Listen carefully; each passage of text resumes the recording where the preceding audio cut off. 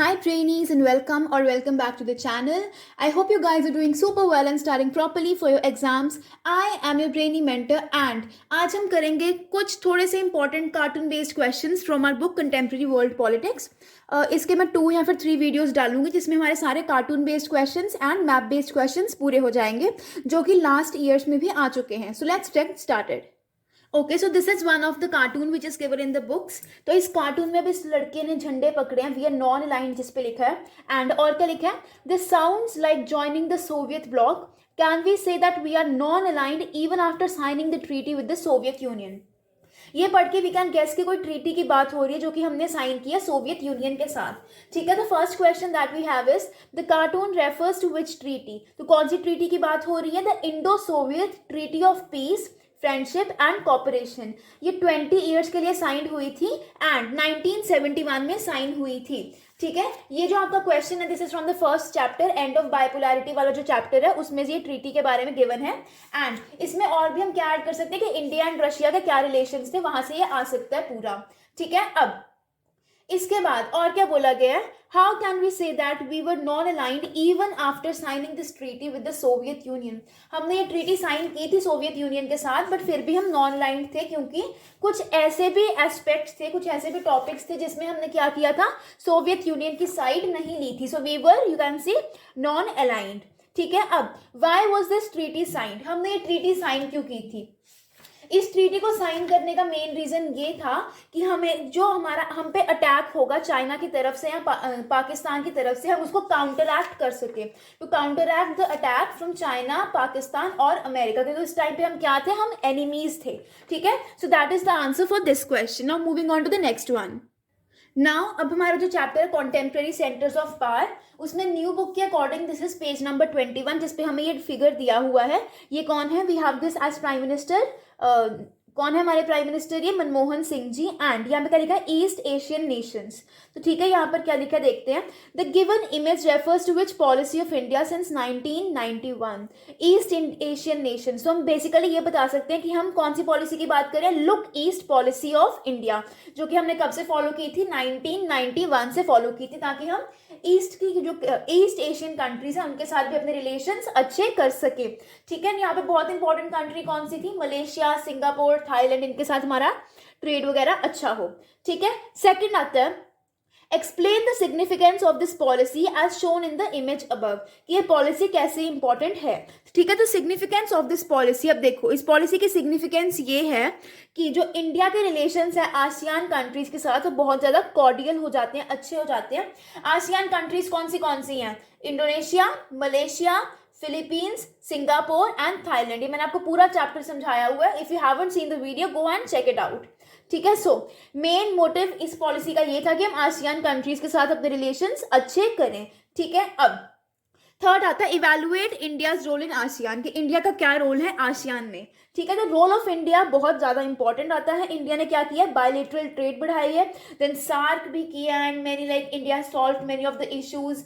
और क्या किया इंडिया ने अपने ट्रेड एग्रीमेंट्स बहुत ज्यादा साइन किए हैं विद द एशियन कंट्रीज. ठीक है, ये हो गया. अब नेक्स्ट हमारा इसी चैप्टर में से क्वेश्चन है ऑन द न्यू बुक का पेज नंबर है ये 23, ये वाला डायग्राम, ये वाला फिगर.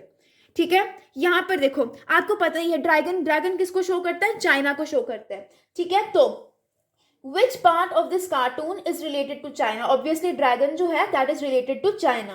ठीक है, access the strength of China on the basis of this cartoon. इस कार्टून को देख के आपको चाइना की क्या स्ट्रेंथ पता चल रही है, कि हमें ये पता चल रहा है कि चाइना बहुत जल्दी से ग्रो हो रही है एंड सून ये क्या करेगी, यूएस की इकोनॉमी को भी ओवरटेक कर लेगी 2040 तक. ठीक है, बट ये क्या है, ये हमारे इंडिया के लिए अच्छी खबर नहीं है बिकॉज इंडिया एंड चाइना क्या है, एनिमीज हैं. ठीक है, third, China may be the next superpower in the world. Justify the statement with 2 arguments. 2 ऐसे पॉइंट्स बताओ जिससे हम ये बता सकते हैं कि चाइना की इकोनॉमी बहुत ज़्यादा ग्रो कर रही है, फिर चाइना हमारी न्यू सुपर पावर बन सकती है. तो फर्स्ट हमारे पास आएगा कि इकोनॉमिक स्फेयर में चाइना की इकोनॉमी बहुत ग्रो कर रही है एंड चाइना की जो मिलिट्री पावर है वो भी बहुत स्ट्रांग है. क्लियर? ओके, अब नेक्स्ट हमारे पास ये वाला फिगर है, ये वाला, जो कि आपके पेज नंबर 24 पे है of the same chapter contemporary centres of power.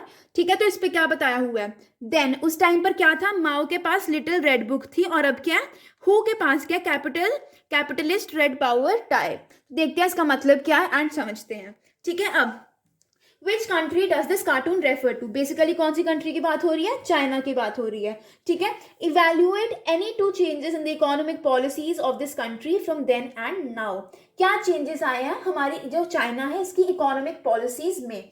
ठीक है, तो पहला चेंज आप ये लिख सकते हो कि चाइना ने क्या किया है, ओपन डोर पॉलिसी। अगर आपको याद होगा पूरा chapter, go through the video of the chapter, फिर आपको इजीली समझ आएगा। पहले क्या किया है, ओपन डोर पॉलिसी, एंड दूसरा क्या किया, privatisation of agriculture, privatisation of industry, बहुत कुछ लिख सकते हो आप। ठीक है, अब इसके बाद access any two outcomes of the latest changes that took place in this country। ठीक है, तो कुछ ऐसे लाइक लेटेस्ट चेंजेस हुई हैं चाइना में, तो उसके क्या आउटकम्स हुए हैं? ठीक है, फर्स्ट आउटकम ये हुआ कि इंडिया की जो चाइनीज की इकोनॉमी है including both industry and agriculture, वो बहुत तेज ग्रो हो रही है। एंड दूसरा, चाइना एक इकोनॉमिक सुपर पावर भी बन चुकी है। ठीक है, so these are the two important you can say outcomes. ठीक है, अब आगे एक और डायग्राम है इसी के नीचे, that is of this bicycle. ठीक है, बाइसिकल का डायग्राम है, इसमें लिखा हुआ चाइना। तो पहला क्वेश्चन ये है कि what is the significance of bicycles in a large country like China. तो क्या सिग्निफिकेंस, हम ये बोल सकते हैं कि जो चाइना है ना, वो लार्जेस्ट मैन्युफैक्चरर ऑफ बाइसिकल्स है इन द होल वर्ल्ड। ठीक है, second, highlight the message being given by the symbols shown in the two wheels of the bicycle. Two wheels पे क्या क्या बना हुआ है, एक तरफ बना है डॉलर, एक तरफ बना है ये वाला सिंबल जो कि प्राइवेटाइजेशन को डिनोट करता है। तो ठीक है, प्राइवेटाइजेशन को डिनोट करता है। तो हम ये कह सकते हैं कि डॉलर एंड ये हमारा जो सेकंड वन है बराबर ही चल रहे हैं, and soon they will be we can say they are dual in nature. China is dual in nature, दोनों तरफ से अपना कंट्रोल कर रहा है, लाइक प्राइवेटाइजेशन भी कर रहा है एंड कैपिटलिज्म को भी फॉलो कर रहा है, लाइक प्रॉपरली कम्युनिज्म, प्राइवेटाइजेशन सब कुछ फॉलो हो रही है। अब third are the show with the help of two examples. Just a second, I'm not able to show the question. Yeah.